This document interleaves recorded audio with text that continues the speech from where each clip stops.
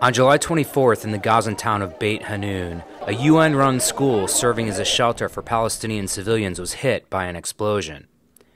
The Palestinians there had fled their homes to escape Israeli airstrikes aimed at the militant group Hamas. 16 were killed and more than 200 were wounded in what was apparently a shelling attack. What actually happened at the site remains a muddied, complicated version of he said, she said between Israeli defense forces on one side and Palestinian and UN officials on the other.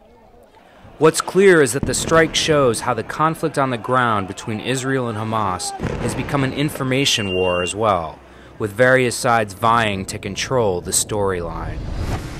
The Israeli military says Hamas was operating in the area. It also acknowledges firing a single errant mortar into the yard of the UN school. But it says the yard was empty at the time and put out this video as proof.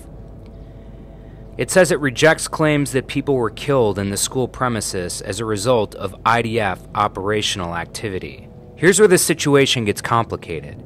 The video had no timestamp, and Israel didn't offer any additional documentary evidence about fighting in the area. UN officials said the school was hit not once, but several times. And an official from the UN's Relief and Works Agency told NBC News that an Israeli attack was to blame. As a counter theory, Israel says the deaths could have been due to Hamas rocket fire, or that wounded from elsewhere could have been brought to the school.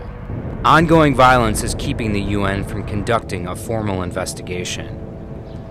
In an unrelated but eerily similar event on July 30th, again, the accounts differ depending on which side of the conflict people are on. A UN team said Israeli artillery hit another UN school that was sheltering Palestinians, with Gaza officials saying over a dozen were killed. An Israeli military spokeswoman said Hamas militants had fired mortars at Israeli soldiers in the area, and the soldiers responded by firing towards the origins of the fire.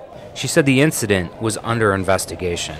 Further proof that in a conflict as complicated as this, there are no easy answers.